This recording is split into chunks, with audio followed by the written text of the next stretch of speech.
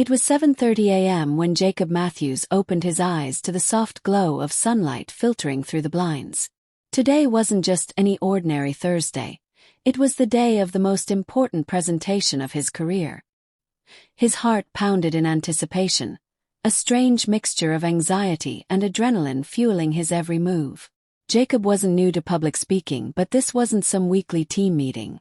This was his shot to pitch his startup's flagship product to a room full of potential investors, and the entire future of his business depended on it.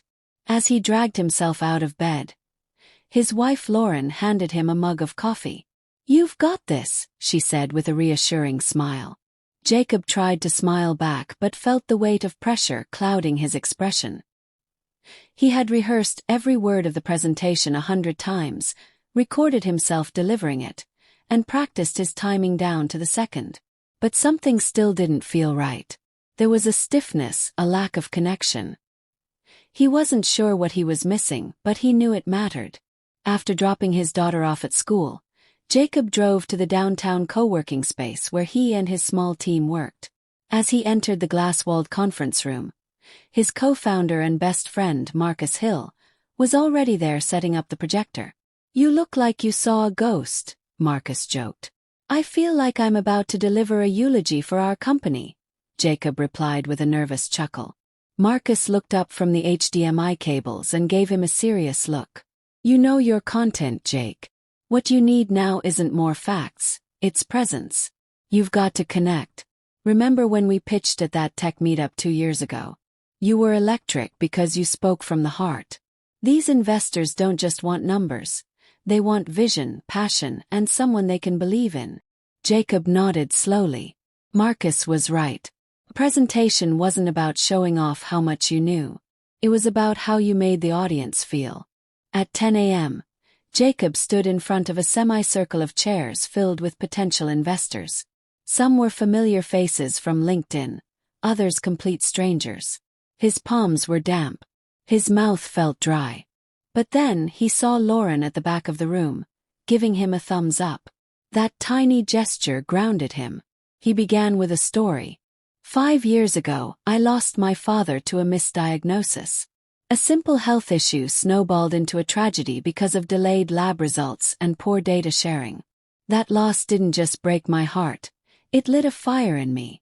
It pushed me to create Clarity Sync, a platform that bridges the gap between patient data and provider communication in real time. And today, I'm here not just to talk about our product, but about the people it will help.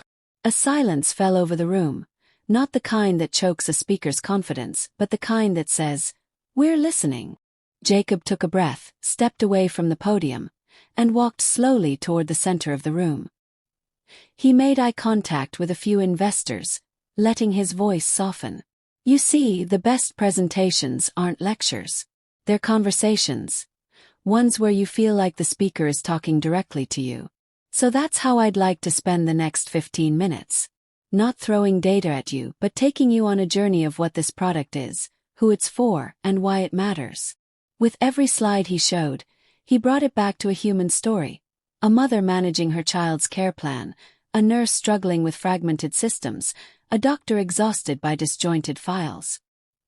He simplified complex metrics into visuals, made sure the font was large and readable, and avoided overloading the slides with text.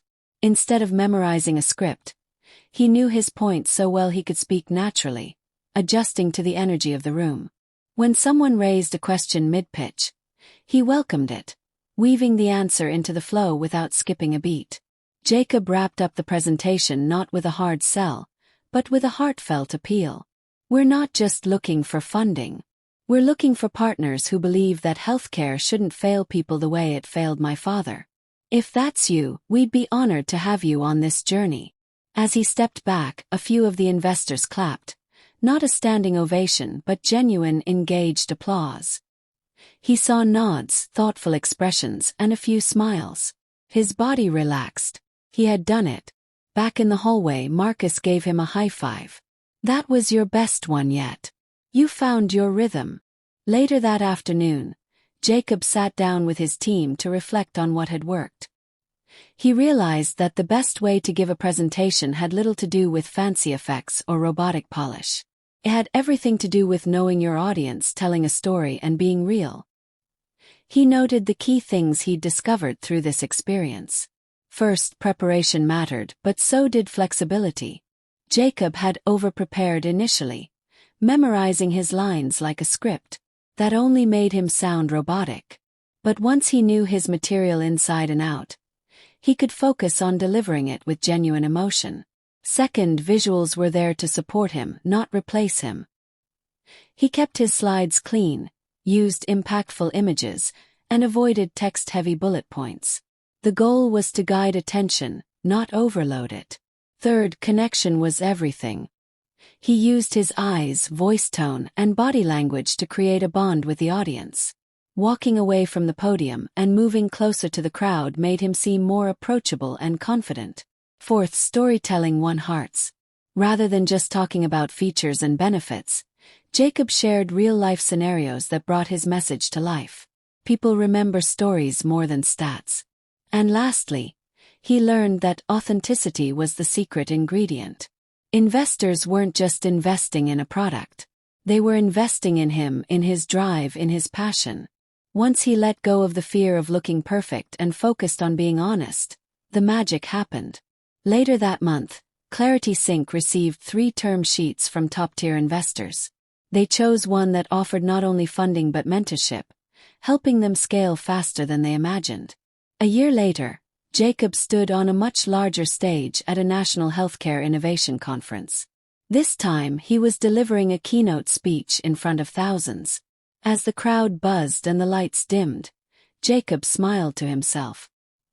He remembered that nervous Thursday morning in the co-working space and the lessons it had taught him. He took a deep breath and walked on stage, not as someone pretending to be a great speaker, but as someone who had become one. Now, when young entrepreneurs asked him what the best way to give a presentation was, he didn't rattle off a checklist.